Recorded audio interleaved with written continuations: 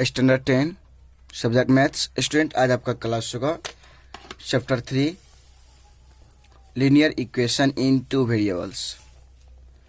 तो स्टूडेंट आप लोग प्रीवियस क्लास में पढ़ चुके हैं लीनियर पॉलिनोमियल के बारे में। लीनियर पॉलिनोमियल किसको कहेंगे? Containing the power 1 is called linear polynomial. Student आप लोग जो प्रीवियस क्लास में पढ़ चुके हैं लीनियर इक्वेशन के बारे में, पॉलिनोमियल के बारे में, वहाँ पे वन वेरिएबल पढ़े होंगे, इस फॉर्म में पढ़े होंगे ax प्लस b। स्टूडेंट इस फॉर्म में पढ़े होंगे, बट यहाँ पे कितना देख रहे हैं, वन वेरिएबल है, सिर्फ x है और a b कोई रियल नंबर है। तो स्टूडेंट अभी जो आप लोग पढ़िएगा लीनियर इक्वेशन तो पढ़िएगा, बट यहाँ पे टू वेरिएबल्स पढ़िएगा। तो चलिए समझाते हैं आपको हम लीनियर इक्वेशन किसको कहेंगे। Student an equation of the form ax plus by plus c equal to 0। ये जो है student a linear equation in two variables. इसमें देखिए a where a b and c are any real number, are any real number. Student A B C जो है ये कोई real number है। उसके बाद स्टूडेंट यहाँ पे जो होगा और x एंड y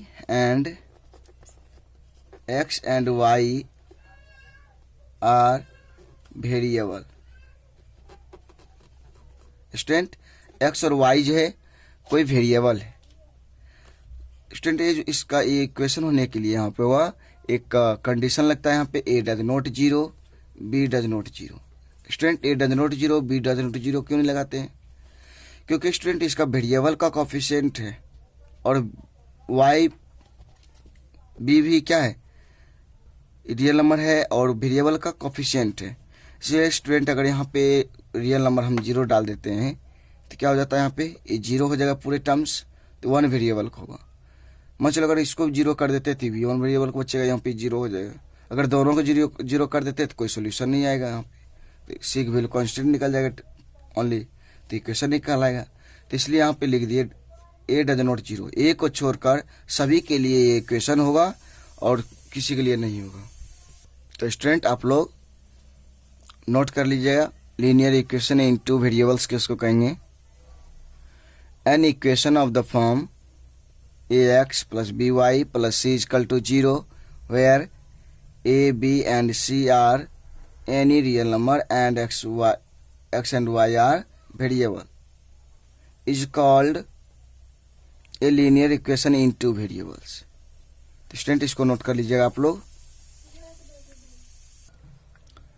तो student solution of A linear equation, इसका इक्वेशन किस तरह से हम इस इक्वेशन का सॉल्व किस तरह से करेंगे? तो स्टूडेंट यहाँ पे दे देगा कोई लीनियर इक्वेशन, लेट कर लेते हैं linear equation ax plus by plus c equal to 0 और उसके बाद दे देगा x इक्वल टू अल्फा और y इक्वल टू बीटा। तो इसको कहेगा सॉल्व इट, कहेगा इसको सॉल्व करने के लिए। देखिए यहाँ पे सॉल्यूशन इसका करेंगे ax plus by plus c equal to 0। Student x क्या है, अल्फा है, तो इसलिए x जगह क्या रखना है, अल्फा प्लस y की जगह क्या है, y का वैल्यू क्या है, बीटा, तो इसलिए beta equal to 0 plus c है, प्लस c इक्वल टू 0। तो इस तरह से फिर ये दोनों जो होगा कांस्टेंट हो जाएगा, तो फिर इस तरह से भी कांस्टेंट होगा, तो सभी को ऐड कर देना है। फॉर एग्जांपल अभी बताते हैं नंबर लेकर। तो स्टूडेंट यहाँ पे एग्जांपल लेते हैं, कहते हैं यहाँ पे solve it so that x equal to 3 and y equal to 2 in the given equation. In the given equation we get. Student यहाँ से कहता है इसको सॉल्व करने के लिए इज द गिवन इक्वेशन, या लिख सकते हैं is a solution of 5x minus 3y equal to 9।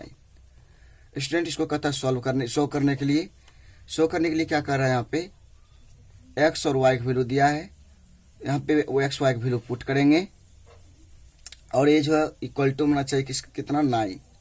अगर 9 आ गया तो क्या हुआ, प्रूव्ड होगा। चलिए सॉल्यूशन करते हैं। तो इक्वेशन दिया है यहाँ पे 5x minus 3y equal to 9 and x equal to 3 और y इजकल टू 2। तो स्टूडेंट यहाँ पे देखिए LHS चलते हैं। LHS कितना है 5x माइनस 3y, फिर देखिए 5 इंटू x वैल्यू कितना दिया है 3 माइनस y, 3 इंटू y का वैल्यू कितना दिया है 2 दिया है। 5 3 जा 15 माइनस 3 2 जा 6, 50 में से 6 जाएगा 9। क्या देखते हैं स्टूडेंट RHS की कॉलम हो रहा है, तो ये प्रूव हो गया। तो लिखेंगे therefore x equal to 3 and y equal to 2, x equal to 3 and y equal to 2 is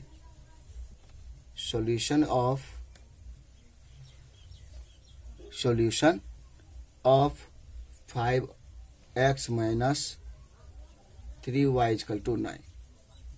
student x बराबर 3 और y इजकल टू 2 जो है इस इक्वेशन का सॉल्व है। तो स्टूडेंट चलिए नेक्स्ट हम आपको बताते हैं। स्टूडेंट आपको नेक्स्ट पॉइंट बताते हैं, consistent and inconsistent system of linear equation. Student linear equation रहेगा और इसमें कंसिस्टेंट किसको कहेंगे और इनकंसिस्टेंट किसको कहेंगे। तो चलिए इसके बारे में समझते हैं। देखिए consistent system of linear equation का कंसिस्टेंट सिस्टम किसको कहेंगे। तो सिस्टम ऑफ 2 लीनियर इक्वेशन, देखिए यहाँ पे 2 लीनियर इक्वेशन रहेगा। into unknown is said to be consistent। दो जो unknown कहलाएगा वो क्या होगा, consistent कहलाएगा if it has at least one solution। अगर जिसका एक solution हो तो उसको क्या कहेंगे, inconsist कहेंगे। inconsist मीन्स होता है संगत। स्टूडेंट यहाँ पे इसका हिंदी समझ लीजिए, consistent मीन्स क्या होता है, संगत। संगत मीन्स क्या होता है स्टूडेंट, मिलान। समझ लिए यहाँ पे 2 लाइन रहेगा। जितना भी हम लीनियर इक्वेशन पढ़ेंगे ये जो लाइन का इक्वेशन है। स्टूडेंट आप लोग जो यहाँ पे लीनियर इक्वेशन अभी पढ़ रहे हैं, लीनियर इक्वेशन जितना लीनियर इक्वेशन है सभी जो है एक लाइन का इक्वेशन है, जो कि एक लाइन स्टार्ट लाइन में ड्रॉ होगा वैसा इक्वेशन है।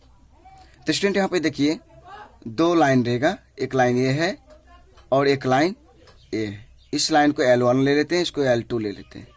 क्या देख रहे हैं स्टूडेंट, L1 और L2 एक दूसरे को यहाँ पे इंटरसेक्ट कर रहा है, तो ये जगह कंसिस्ट हो जाएगा। कंसिस्ट मीन्स क्या हो, मिलन होना। तो यहाँ पे ये दोनों पॉइंट क्या हो रहा है, मिल रहा है। स्टूडेंट यहाँ पे क्या देख रहे हैं, ये दोनों लाइन मिल रहा है, तो इसलिए क्या होगा, संगत होगा।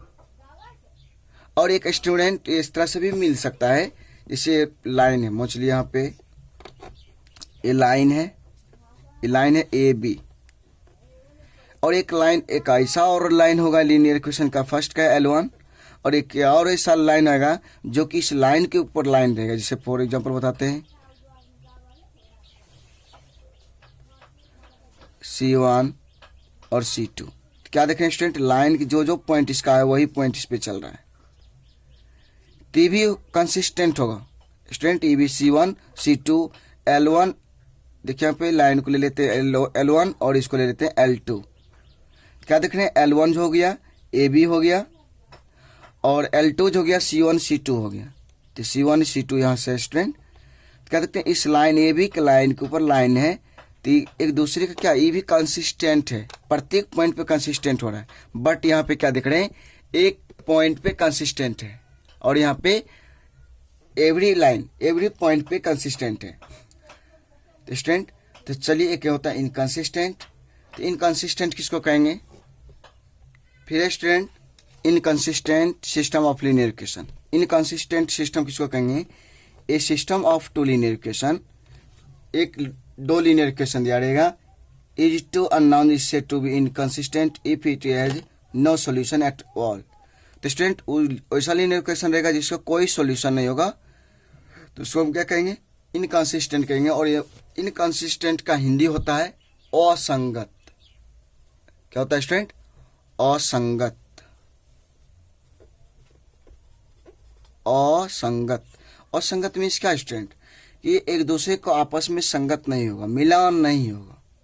फॉर एग्जाम्पल अभी बताते हैं, ए लीनियर इक्वेशन है L1 और ये भी लीनियर इक्वेशन है L2।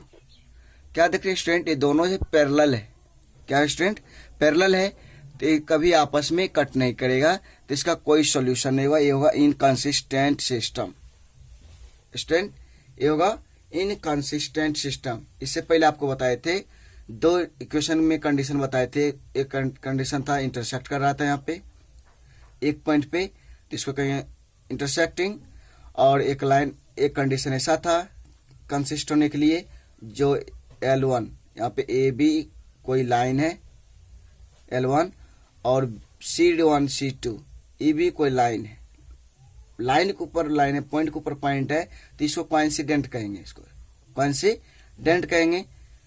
तो ये दोनों कंडीशन में इंटरसेक्टिंग एंड कोइंसिडेंट ये दोनों जगह कंसिस्टेंट होगा।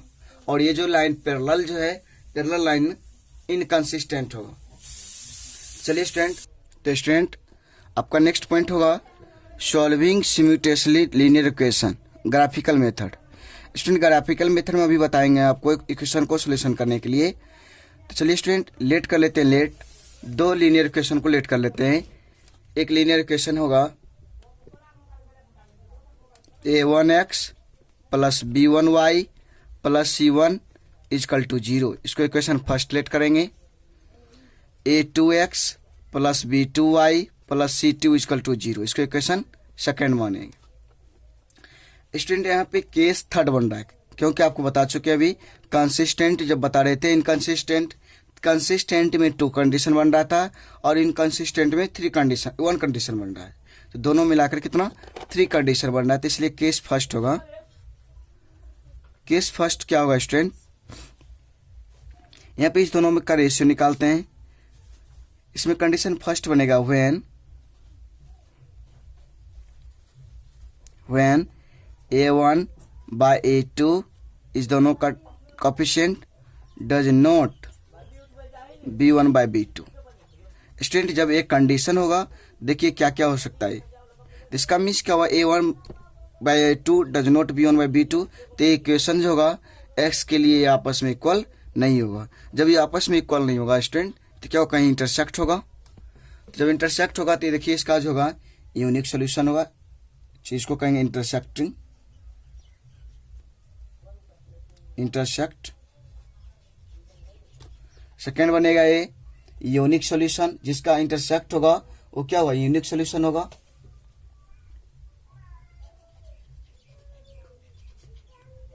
यूनिक सॉल्यूशन,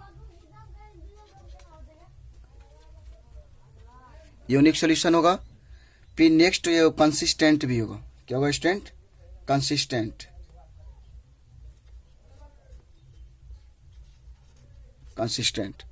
तो स्टूडेंट जब a1 by a2 does not b1 by b2, तो 3 कंडीशन बनेगा। एक होगा इंटरसेक्टिंग लाइन, इंटरसेक्ट लाइन भी बोल सकते हैं, यूनिक सॉल्यूशन होगा और कंसिस्टेंट होगा। देखिए इसका ग्राफ जो होगा स्टूडेंट इस तरह से होगा। ये मछली कोऑर्डिनेट है और एक कोई लाइन 1 है L1 और L2 कोई L2 है और इंटरसेक्ट कर रहा है।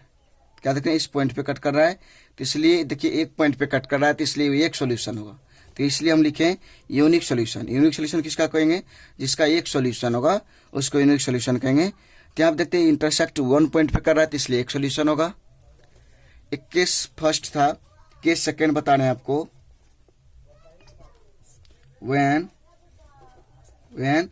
a1 by a2 is equal to b1 by b2 does not c1 by c2। Student क्या देख रहे हैं? a1 by a2 is equal to b1 by b2 does not c1 by c2। ये दोनों लाइन आपस में इक्वल होगा और c1 by c2 इक्वल नहीं होगा। इस कंडीशन में जो होगा स्टूडेंट, एक होगा पैरेलल होगा,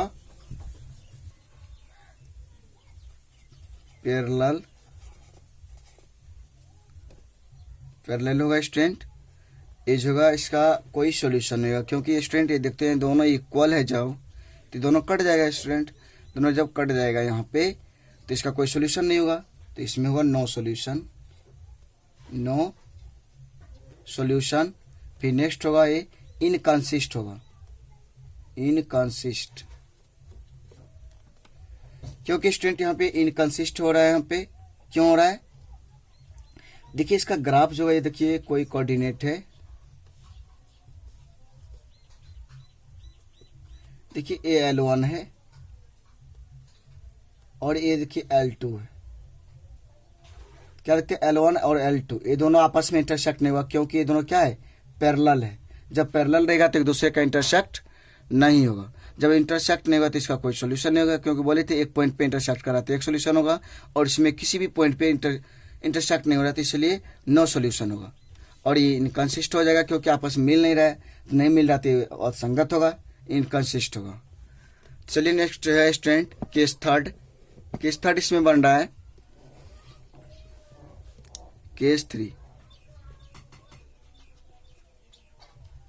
केस थर्ड बन रहा है स्टूडेंट। यहाँ पे कंडीशन होगा A1/, A2 = B1/, B2 = C1/, C2। क्या देख रहे हैं, सभी इक्वल है आपस में, सभी पॉइंट इसमें क्या होगा, इक्वल होगा। सभी पॉइंट जब इक्वल होगा आपस में तो इसको जो होगा स्टूडेंट यहाँ पे देखिए इसका ग्राफ जो होगा इस तरह से होगा, देखिए कोई कोऑर्डिनेट है और इसमें जो होगा एक कोई L1 है, L1 है, और देखिए जब सभी पॉइंट आपस में इक्वल है, इस दोनों लीनियर इक्वेशन का दोनों पॉइंट सभी क्या है, आपस में इक्वल है, तो इसलिए इसका पॉइंट मुझ लिए है, तो इसका जो सेकेंड लाइन होगा इसका भी वही पॉइंट होगा, इसका भी वही पॉइंट होगा, इसका भी वही है, सभी का वही पॉइंट होगा, तो ये दोनों क्या होगा, एक दूसरी लाइन के ऊपर लाइन रहेगा, तो इसको L2 कहेंगे। तो इस कंडीशन में क्या देख रहे हैं, कोइंसिडेंट हो रहा है, जिसको हिंदी होता है संपाती, इसका हिंदी होता है स्टूडेंट संपाती है, एक दूसरे के समान अनुपात में, संपाती मतलब समान अनुपात में, तो इस दोनों सभी का समान अनुपात है, तो इसलिए इस कंडीशन में क्या होगा, कोइंसिडेंट होगा। जब देखिए स्टूडेंट प्रत्येक पॉइंट पे मेन ही पॉइंट पे कट कर रहा है, इसलिए इसका सॉल्यूशन होगा इन्फिनिटली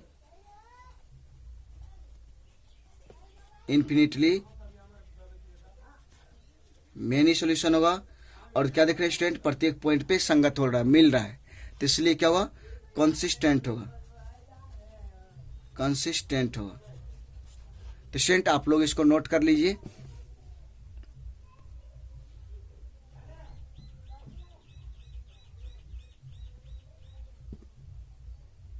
तो आप लोग इसको नोट कर लीजिए, आपको नेक्स्ट वीडियो में बताएंगे इसका सॉल्यूशन। Thank you.